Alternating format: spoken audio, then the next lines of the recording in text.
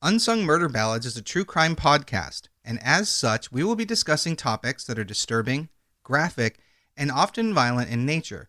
So this is not for children under the age of 13.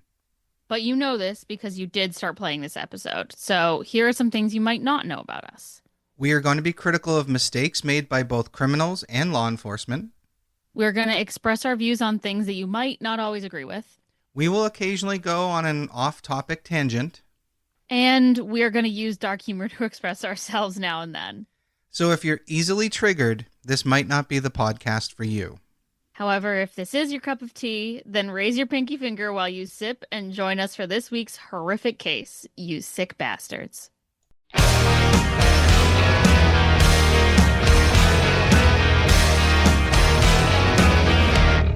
Hey everybody, welcome back to Unsung Murder Ballads. This is episode 175.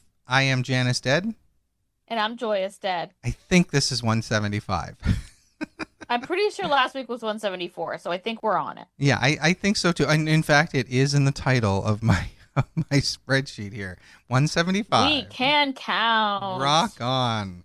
So, yeah, this is going to be an interesting one. It's bringing us back down to Brazil. So that's fun. Okay. And without a teaser, I'm going to open this with a question that I think will actually act as a better teaser. Okay. If you could update the list of the 7 deadly sins so that it applied to today's world more effectively, what would you add? Oh. Creating AI slop. Deadly sin number 1. But what would you call that? Slopification. All right. Cardinal sin number 1. All right. Let me see. It's hard to think what I would add, but there's ones I would remove. Which I'd be like, which would you remove? Let's take lust off there. You would take lust off of there. Yeah, let bitches fuck. See, for me, lust isn't just about desire. Lust is like, it's almost like the gluttony of lust, of sex. You know? I was about to say I would also take gluttony off. But I see why they were put in there, though. By overdoing things, it's not healthy for you. So I would. This is true, but I guess it depends on how we define sin. True. So don't get me wrong. I think desire is a good thing, but I do think lust, which is basically like sex addiction, I think is a bad thing. So I would actually keep lust on there, but I would maybe refine the definition. Okay, fair. As I would with gluttony. For me, like, I would only call something a sin as if it hurts somebody else. Okay, but so I think all of these are meant to be about yourself, though, aren't they? Envy. Fair enough. Yeah, I think these are things that, there was a list of 7 things that you should avoid to be a better person, is what I think these were originally designed for. So like gluttony, I would say is a big problem in the United States in particular, since we have so many obese individuals. True. I mean, and it's not even, the U.S. isn't even the worst place. Agreed, but it's a problem here. It's certainly a problem here. Making AI slop, that's a problem for me. See, I was thinking I would remove sloth until I realized that laziness is also a big problem. Yeah, I would maybe be also because like moving your body for those who are physically able to is like one of the most studied ways to be happier. Right. But no one is made happy when you use AI to make garbage, and so I think that's my You're definitely that's my stuck one on I would that. add. Awesome. I'll give you that. That's a good one.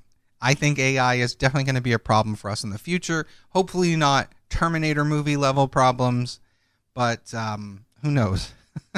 Well, my problem with it is sure all of that, the bigger, deeper, whatever, Black Mirror stuff, but also just that I'm so tired of everything I read being so obviously made by a robot and Right. having no substance. Agreed. And I'm tired of how good it looks to the point where I have to research every single thing I see just to make sure it's legit. Mm-hmm. I hate that. Exactly. So I will give you And that. I'm tired of seeing junk AI art that all looks like ass. Yes. So here's the funny thing. So the thing I would add, I've been saving, I have not to talk to because it's going to lead into this case. Okay. So I Probably would something much better than what I'm saying. I'm just saying pet peeves. No, but that one I give it to you. I think people need to stop, and they need to stop now. But that I agree. I Dear listener, please Yeah, if For you're me. one of those people, please stop for Joyous's sake. Please, I'll love you forever if you stop. The thing I would add is entitlement. Ooh. Yeah, that one is a big one for me. I think it's far too prevalent everywhere, at least in the US. People here, Yeah, I feel like it fits into pride as well. but it's not. It's Maybe like as like a it's like a merger of pride and greed, I think. yes. And it develops this personality type that I just can't stand. Yes. The The Karen, archetype. Yes, I can't do it anymore. And that's Yeah, especially since you work, in in the an industry service with industry. customers. Exactly. Yep. Yeah. It's brutal. And so that's what this case is about today. Because a woman by the name of Suzane von Richthofen, she takes the cake in entitlement. Well, So, all right. she really does. This is fucking awful. So buckle up. It's not that awful. It's not brutality, but her level of like, I deserve it all. Oh my fucking God. Yes. And now the more I think about it, entitlement, yes. Also, yes. Yeah, it definitely belongs on a list of things that people need to stop doing. Yeah. Yes. People think they're entitled to things from people they date or from the opposite sex or from, All of it. whatever. And it's like, you better fucking stop. Absolutely. 100% agree with you. So, as I said, this takes place in Brazil. And Brazil has roughly over 200 million residents spread out over 3 million square miles. And this, Big old country. Anyone who's seen a map knows this country is fucking huge. The Amazon rainforest covers about 60% of the country and is often referred to as the lungs of the world. So, we're focusing in on the city of the city of Sao Paulo. I've heard it's gorgeous. I've never seen it, but it's definitely on my list. So, but it serves as the country's economic heart. More than $200 billion flows through that city every year. And maybe that's not a big deal to cities here in the U.S., but in Brazil, that's a busy city. I have no frame of reference for economic numbers, but it sure sounds like a shitload of money to me. It's a lot of money, yeah. Yeah. Now, about 4,500 families in Sao Paulo are actually classified as millionaires. So it's kind of like they're Los Angeles. Sure. I mean, I don't know. I don't know where. I mean, that's where I assume our biggest concentration of millionaires are because all our celebrities are there. But I don't know. I'd say probably Silicon Valley, actually. Yeah, that's true. We're shifting to billionaires in this country, aren't we? Yeah. Yes. And it's a lot easier to be a millionaire tech money than off making a movie, probably. That's very true. Well, that financial figure, that kind of income, is what brings us to the von Richthofen family. And I may be pronouncing that wrong, and I may pronounce it differently as I go. I'm doing the best I can. It's Richthofen, and it's hard to say. So doesn't sound very Brazilian, does it? It's not, and it has its roots, but we'll get into where that comes from in a bit. Well, alrighty. So this family was an affluent family living in the suburbs of Sao Paulo, and they had a small mansion found south of the city in a suburb called Brooklyn, of all things. And the house itself was valued at 3 million Brazilian real, which is the equivalent of $600,000. So here, it's a decent house. Maybe not here in Massachusetts, but here in the U.S., it's still a decent house. There, that's extravagant. Right, and I'm sure it's huge. I'm sure there's a pool a lot of and a bedrooms tennis there. courts. Exactly. Yep. You can buy a lot more there. So the family consisted of the father, Manfred, who he himself was a talented German engineer, and the director of Dursa, which was a state-owned company which managed the highways and the roads leading in and out of Sao Paulo. Gotcha. Now his wife, Marisia, was a psychiatrist for the local area, and the two met while Manfred was studying civil engineering at the University of Sao Paulo, and it's reported that their thing was love at first sight. Her outgoing and friendly demeanor complemented his quiet and gentle nature, and the two married in the 70s, and shortly after they started having children. Suzane was born on November 3rd, 1983, and 4 years later, her younger brother, Andreas, would follow. The two children grew up in a privileged household and were educated in the city's most elite private schools. As a result, they were considered academically gifted. Suzane was described as a quiet young girl who was often shy. She wasn't the most popular, but she always had several friends and maintained a good relationship with her parents and her brother. Growing up, she learned to speak 3 languages, and after graduating from a German high school, she moved on to study law at the Pontifical Catholic University of Sao Paulo. I didn't realize you could go to a German high school in Brazil. That's interesting to me. They kind of have like them everywhere, like a foreign language immersion high schools. Do we have those here? Like a Dutch one in Boston or something. Is there? I've never heard of that before. Okay, cool. I guess I don't really know anyone who's been to one. Right, that's what I'm saying. Yeah, there's definitely one in the Boston area. Yeah, I didn't realize you could. The full immersion blows my mind. That's okay, sure.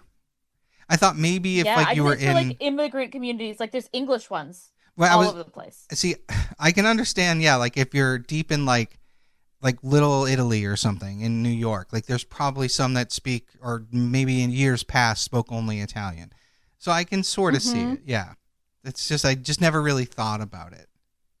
Yeah, because like when does that come up? Who's going to those schools? Like almost no one. No one that we know. Definitely not. So despite striving for a successful and professional future, Suzane didn't have to worry about money, and therefore she wasn't really that motivated. Fair. I was certainly motivated by the fact that I would have student loans and I better get my frickin' money's worth. Exactly. That's how most people should be. So yes. It's estimated that the von Richthofen family's wealth sat around the $17 million mark. So she definitely didn't have much to worry about. No. Now, added to this was the rumor that Suzane's father had put another 10 million euros in a Swiss bank account for Suzane. Money that she would receive when she finished her studies, because the Swiss bank account was apparently in her name. Okay. I know. Good for her. It's funny how in my research I found nothing about a bank account like that for the brother, but who knows? So we're going to jump forward to 1999, in August of 1999 to be exact.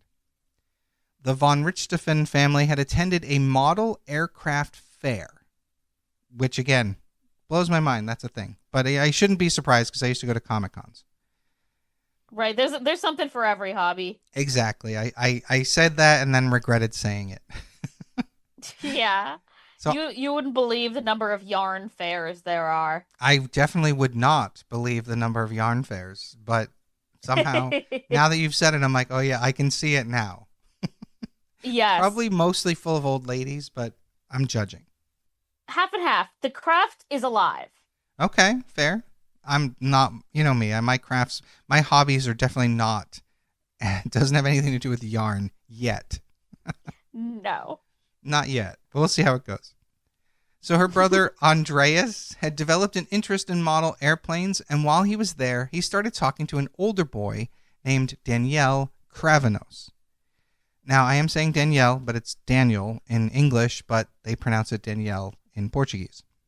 Now, Danielle was 19 years old at the time and had a knack for building model airplanes. And with Andreas's growing passion, he asked his parents if he could pay Danielle to teach him how to build planes as well. Seems reasonable. Yeah, so they agreed. And now we fast forward a few weeks, and while teaching Andreas, Danielle unexpectedly caught the attention of Suzane. This is sounding like the plot of How many movies? Parasite. I've never seen Parasite. That's interesting. You haven't seen Parasite? I have not. No, everyone yells at me when I say that. Yeah, that's why my tone of voice is what it is. It is one of the most masterfully executed thrillers that I have seen, possibly ever. Okay. I'll definitely, it's on my list. Oh, put it at the top of your list, man. It is just, All right, I will get to it. If I don't, I'll try to watch it tonight after we're done recording. I have nothing to do after Hell this. yeah. So good. So, side note, Many non-Brazilian articles inaccurately claim that Danielle and Suzane met at a kickboxing class, but all the local sources can contradict that. By the time they took those classes... Like, where are they getting that from? Well, by the time they took those classes, they had already known each other a couple months. So, okay. But a lot of them report that that's where they met, and that's not true. At least according to local sources, which I trust more. Yeah. So Danielle and Suzane immediately hit it off. Where Suzane was privileged and well-educated, Danielle had a very different upbringing. He came from a low-income family and background. Both Danielle and his older brother, Christian, were mechanics at a local garage. They had both dropped out of school at a relatively young age and had failed to finish any of their education. Now, for a well-kept, shy young woman, Danielle's boisterous and rebellious attitude intrigued Suzane, as it often does with young girls, let's be honest. A lot of young girls like the bad boy. Yeah.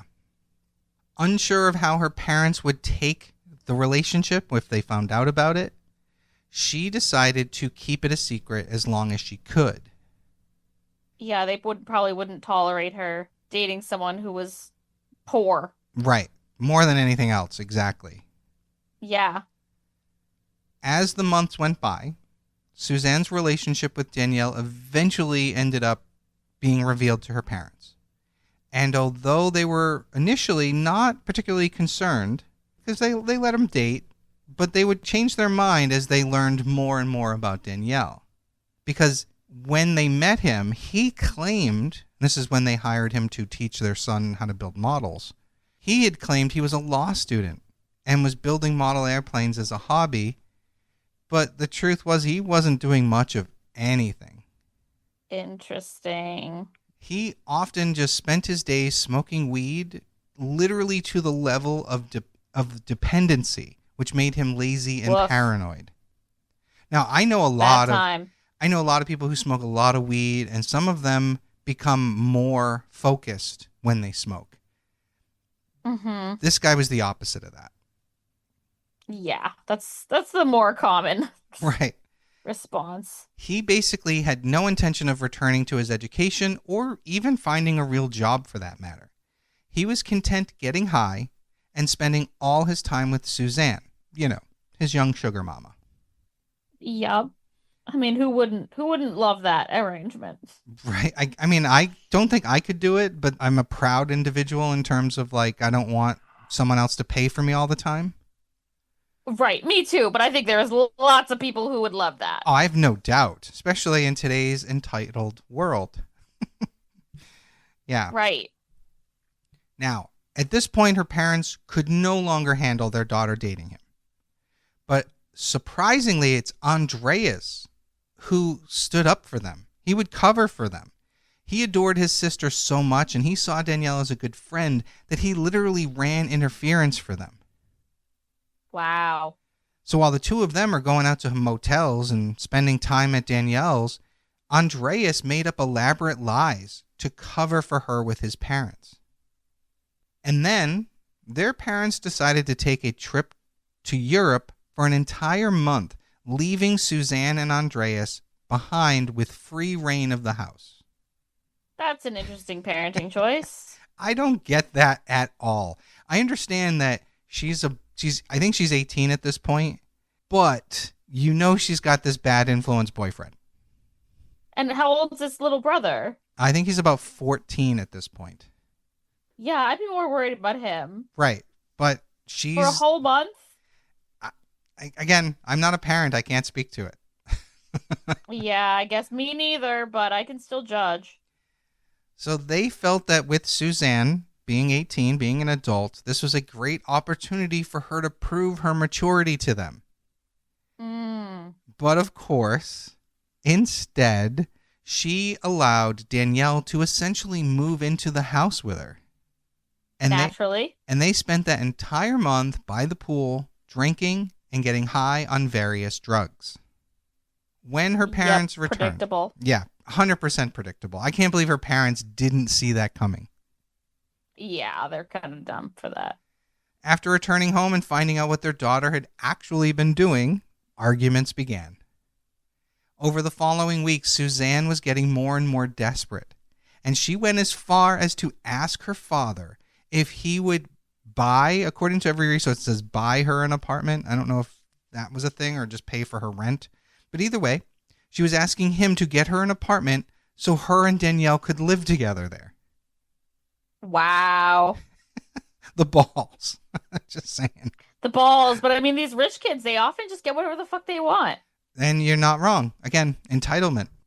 Mm-hmm. And entitlement because they were taught to be entitled also. 100%, yes. Low-key, they kind of are entitled to that because they were, the parents are just going to give it to them. Well, maybe not in this case. I was going to say, not this time. Her father told her she could do whatever she liked as long as she did it with her own money. And he went further and threatened to cut her off from her allowances. Ooh. Now, Suzane's pissed. And yeah, of course she is. And again, this goes on for a little bit, but she eventually accepts defeat. At least, that's how things appeared. Oh, dear. Now, jumping forward to October 31st, 2002, both Suzane and her brother Andreas had snuck out of the house to go to a party. Shortly after 4 a.m. November 1st, they were sneaking back into the house, and they found a gruesome scene. Their mother and father were dead, had been horribly murdered. They called the police, and responding officers found both bodies in the main bedroom. They had been savagely attacked while they were sleeping, having been beaten almost beyond recognition. Oh, that's so awful for those poor kids to have found that. Yes.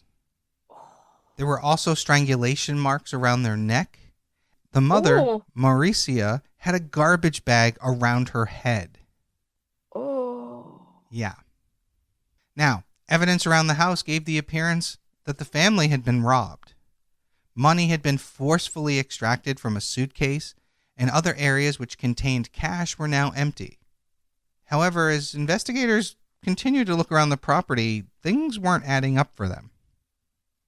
For example, the alarm system failed to notify the security guards that were stationed across the street from the home at the times of the murders. The alarm never went off.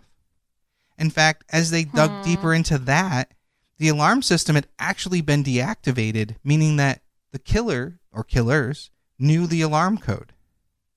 Additionally, the ransacking of the house seemed way too neat for police's likings of in terms of a crime scene. Papers fake ransacking is easy to detect. Yeah, basically, instead of things being thrown around at random, they were almost uniformly tossed about. There were also no signs of a forced entry. None of their electronic devices had been stolen. Some rooms were completely untouched. So, of course, the question became, what happened to the von Richthofens? I can't get that right. At first, nobody knew. And the media focused on Andreas and Suzane, obviously. Now, Andreas was so upset that he reportedly struggled to breathe at times. Oh. And Suzane appeared, to the outside looking in, way too calm for a girl who had just lost her parents. Oh, no. Police soon learned that the night of the murders, Suzane had snuck her brother out of the house to attend a party. They thought their parents were asleep. She dropped her brother off at a party. This is what the police are learning. And they learned that Suzane had gone to a motel with Danielle so the two could smoke and, have some fun. And that when they returned at 4 a.m., Suzane and Andreas found their parents murdered. The problem was that Suzane's statements to police contradicted her brother's statements. Oh, yep. Well, that's how they get you. She had told police that her parents supported her relationship with Danielle. That's a big one. True. That's a big pretty big one. lie to tell, my friend. Yep. Now, when the funeral for Manfred and Marisia came up, they were finally laid to rest, everyone noticed that Suzane seemed to cry a lot less than her brother did. She seemed rather emotionless. And that stirred opinions of everyone around her. And rumors were flying around that she had actually hosted a pool party at their home only 3 days after her parents died. Bro, it's still a crime scene. It's Brazil, so I don't know if that mattered, but yeah. Well, I mean, like, just spiritually, it's a crime scene. Yeah, I wouldn't go to that. Well, I would go to that party, but I can see where a lot of people wouldn't go to that party. Yes. You know, as much as I want to say, because of what we do, I would go. It sucks. Right. But like a normal fucking person wouldn't go to a party like that. Correct. Now, others also noted that Suzane's emotion would shift quickly when she knew cameras were present. That seems like normal. Well, but no, like as under if, the like, circumstances, I think we know what's going on here. No, but I mean, like, she's having a good time, all smiles and parties, and then she realizes a camera's there, and she suddenly acts really sad. That's what I'm talking about. Yeah, it doesn't look good. Yeah, and that made everyone suspicious. And then came an anonymous tip. Someone came forward to report a suspicious purchase that had been made just days after the murders. A man had walked into a local motorbike shop to purchase a Suzuki GSX bike. Now, the cost of this bike in 2002 would have been between $8,600 and $10,000. So, a lot of money in Sao Paulo, Brazil. Yeah, that's a lot of money. The purchase itself wasn't the suspicious part. It was the fact that the person paid for the entire thing up front using only 100 denomination bills. Yeah, that is sus. And the person that bought this bike was Danielle's brother, Christian Cravanos. Oh. His brother. Oh. Yeah. Those who knew of Danielle and Christian were rather skeptical of this bike purchase, as everyone knew the two of them were broke and drug addicts. Yup. So officers brought Christian in and began to press him about the bike and where he got the money, obviously. Mm-hmm. So despite initially trying to put on a tough guy act for police, he proved pretty easy to break. Which is hilarious, I'm sorry. Yeah, that is very funny. He basically, to everyone's surprise, admitted to murdering Manfred and Marisia. Oh, well, yeah, that was a little easy, but maybe he didn't do it. Maybe Danielle did. Well, he revealed that Danielle and Suzane had helped him. So according to Christian, both Suzane and Danielle had come up with a plan to kill her parents so that the two of them could finally be together and live off the $17 million inheritance. Does this guy know you're not supposed to just, like, confess to your crimes? Apparently not. I don't know what to do with someone who, I mean, good. Case closed. Almost. We got a bit more to go here. So, basically, Suzane and Danielle were then arrested, and realizing that the evidence was surely going to convict them, Suzane quickly confessed as well. But as usual, her statements didn't line up with Danielle's. Oh, dear. Fucking idiots. You think you'd come up with a plan before you just go ahead and confess? Yeah, you would think, but children doing crimes, not exactly professionals. That's true. But I mean, I don't know. If you and I were going to go commit a crime, before we even committed the crime, you and I would have an alibi, and the whole thing we'd walk through the whole thing. But it's probably why we don't commit crimes. And that's not because we've done it before, haha. Yeah, no, never. Oh, man. Well, Suzane claimed that money was not the motive, and Danielle, said that no, it very much was. So that's like their Maybe it wasn't the motive for her. Yeah, definitely not, I would think. But despite being taken into custody when everyone was arrested, Suzane, for some fucking reason or another, was released until her trial began. That's wild. So she was arrested for at least suspicion of murdering her parents, and then they let her walk free. I don't get it. Yeah, that's kind of nuts. So it would take 4 years for her to go to trial, for the record. And while she was free, she agreed to have an interview with local media. Now, during this interview, she cried and she blamed Danielle for everything that happened and claimed that he had destroyed her family. Well, yeah. I don't know if we're buying that, friend. Well, the interview gave her the perception of a distraught and broken woman who seemed innocent and missed her parents and was just caught in between this whole mess. Yeah, all right. So this interview was probably intended to improve her public image, but it actually had the opposite effect because, unknown to her at the time, a third-party camera had recorded her lawyer instructing her when to cry and when to act like a defensive young woman during the interview. Ooh, yeah, that doesn't look good. It literally showed her acting on his every demand, proving that she was fake and disingenuous. Oof. Yup, that's a real bad look. Yeah, that's bad. So on July 17th, 2006, Suzane, Danielle, and Christian were put on trial for Brazil's equivalent of first-degree murder. The jury was given the precise details of what happened that Halloween night in 2002, which were, in the late hours of October 31st, Marisia and Manfred were asleep. At 9 p.m., Andreas snuck out of the house with his sister with the full intention of going to a party, which he did, because he's completely innocent of everything else. Mm-hmm. Suzane, on the other hand, had returned home in her car with Danielle and Christian after dropping Andreas off at the party. The family's security guard that was posted across the street had seen her, but obviously wasn't alarmed, because what's unusual about her coming home? Yes, exactly.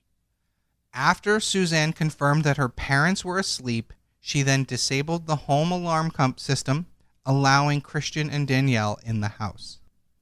Mm-hmm. The men then put on surgical gloves and hoods while Suzane sat on her parents' sofa. Oh, like in their room? No, in the living room. Oh, okay.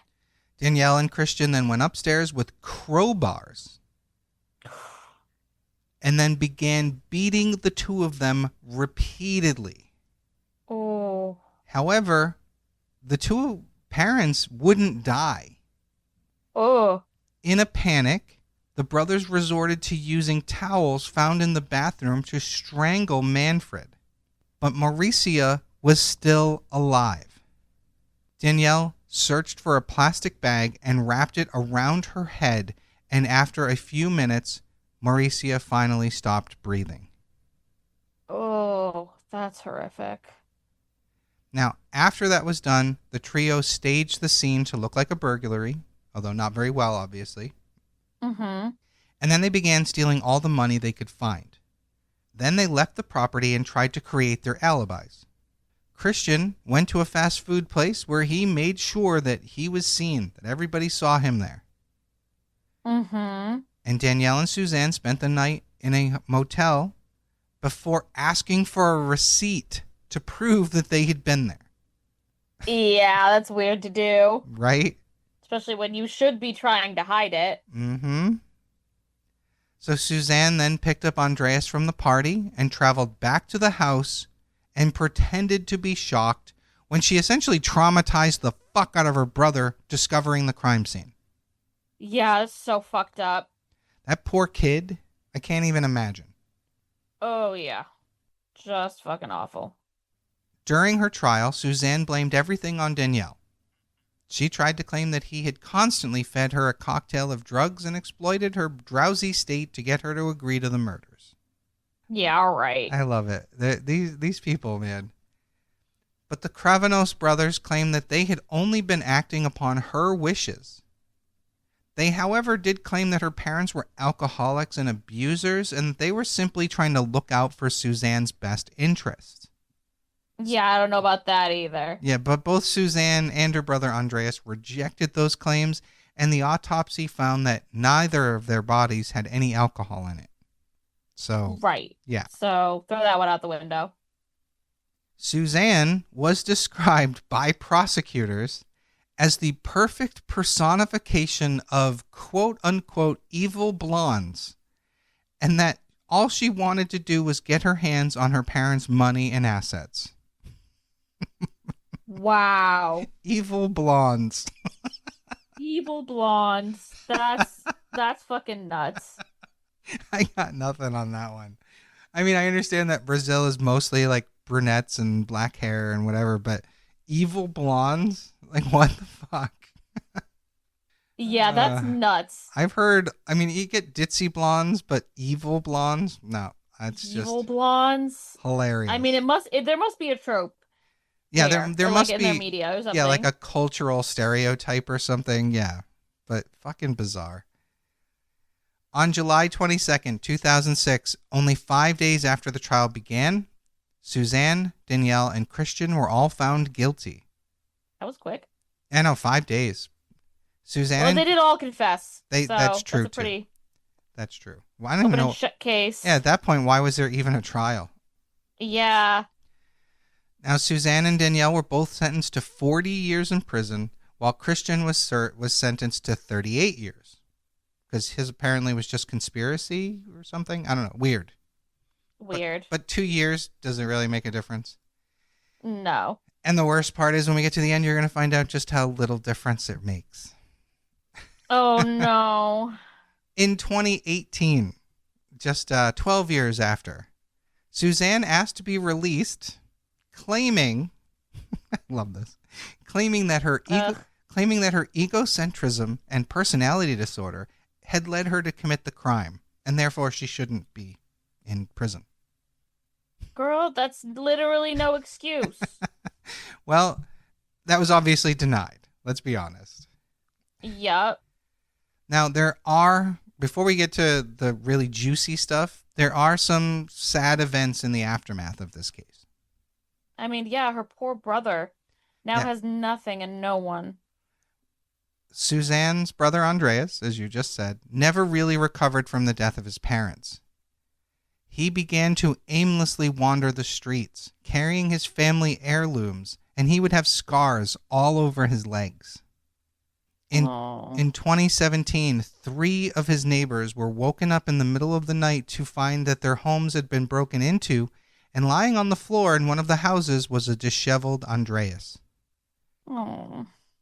When officers arrived, he was taken into custody, and he claimed that he was not violent, but only that he didn't care about his life anymore. Oh. He was admitted to a hospital shortly after his arrest. Now, their family house, for many years after the murders, was left abandoned. Basically, it was aging and falling into disrepair.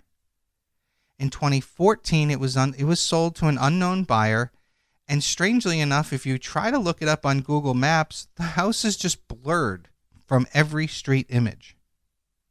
Yeah, I guess that makes sense.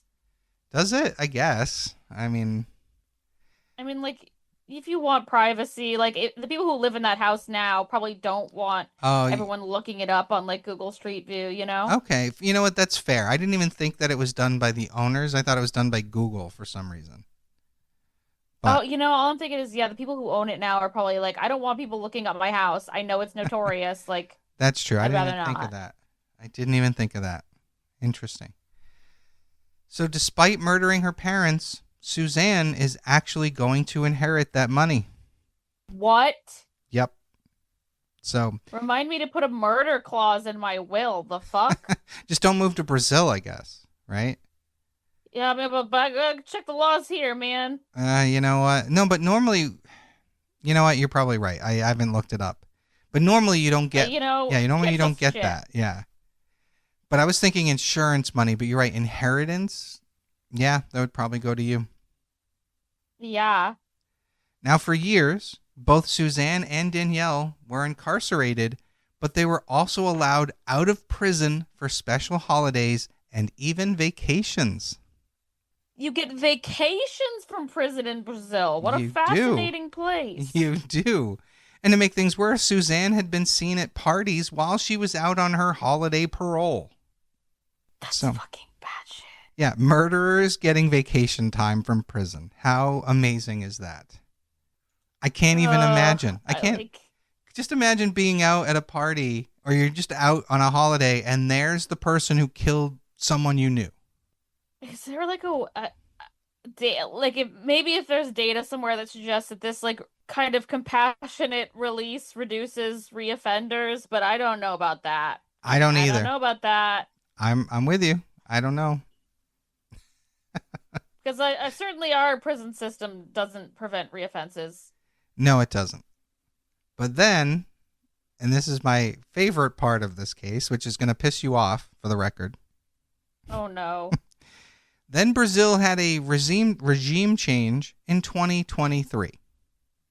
And all three of them Did indeed. and all three of them were released. What? The courts allowed them to serve the remainder of their sentences outside of prison, provided that they adhere to specific court-mandated conditions. That's fucking nuts. Oh, so you just get the rest of your shit on parole? Basically, Danielle has maintained a low profile and reportedly works in the field of aero modeling and motorbike customization since his release. Christian has had a more tumultuous post-conviction history, as he was sent back to prison in 2017 following an arrest for attempting to bribe a police officer during a domestic dispute.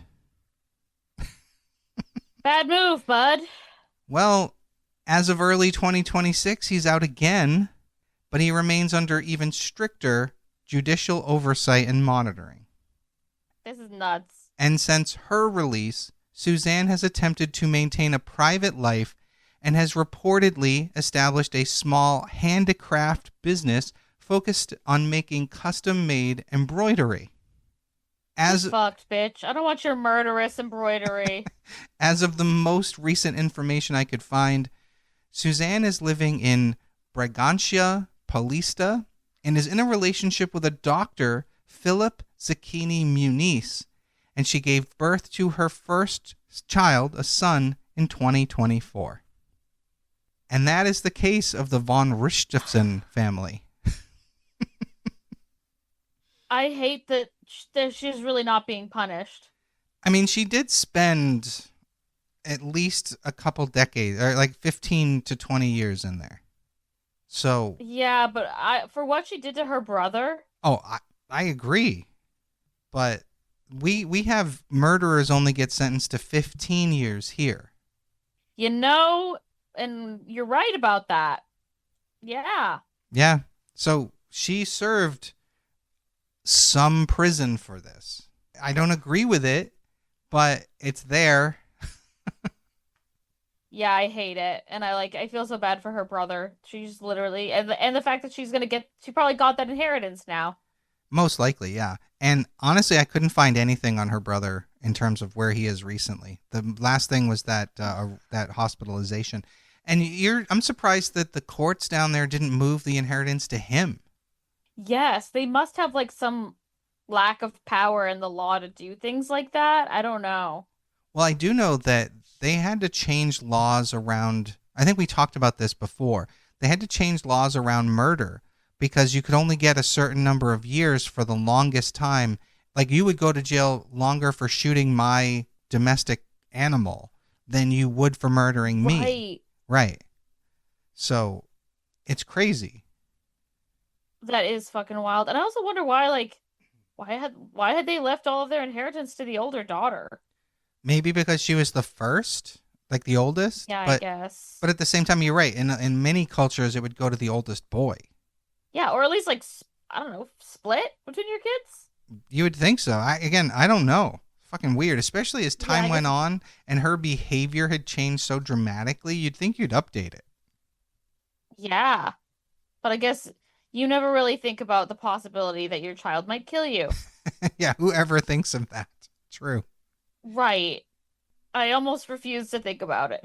Yeah, I'm not going to have kids, so I don't have to worry about that part, but I get it, you know? Sometimes your kids are full human beings, and human beings are capable of horrible things. True. Very true. Oh, the horrors. Oh, the horrors. Yeah, so this one wasn't as brutal, but it's still fucked up, especially the court thing at the end. Oh my God. Really fucked up that these, people could just go have normal fucking lives. after doing something like this. And I'm like double mad about the inheritance because that's what they wanted anyway. Right, but realistically, she's not going to get to do what she wanted. They're not together anymore. I mean, not that they would have survived all that, but yeah. But I mean, whatever. She's married to a doctor now, which is even. I think that pisses me off even more. Like this guy's right, not like, smart enough. Right. I love that we both made the same noise. Yeah, I'm pissed off. Fuck this bitch. Yeah, she marries a doctor and gets to have a family, and it'd be real poetic justice if her kid grew up and killed her. Just saying. It would be. But it's only a 2-year-old at this point, and I don't wish that on the 2-year-old as an adult. No. So. I just wonder what happens. Like, there's no way you get to adulthood without finding out that your parent's a murderer. Oh, he will. You're right. He'll definitely find out. Yeah. Right, and he'll be like, "Mommy, why'd you kill Grammy and Grampy?" Like, well, by then, I know she didn't prove to be smart as a younger person, but as an adult, maybe by then she'll have worked out what to tell him. Good fucking luck, dude. I don't know what I would do if I'd be terrified if I found out like I had a parent who had killed somebody, especially like their own family member. I would be like, I gotta go. Yeah, I'm calling CPS for myself. And let's be honest, like, you don't really know your parents. They're like, I remember growing up and hearing my mother tell me how certain things went down. And then getting older, I learned that that's probably not the way it went down. Like this. Yup, 100%. Yeah, you eventually see more clearly what your parents were really doing. So, and that they're kind of unreliable narrators. Right. And I get why they are. They're protecting you. They don't want you to know the whole truth. They want you. If your parents could, they would convince you that a stork dropped you off at the front door. There was no sex involved at all. Right? Right, exactly. So it is what it is, Yeah. Anyway, we should probably wrap it up. Well, thank you, everybody. Once again, I am Janus Dead. And I'm Joyous Dead. And we'll see you next week. Bye.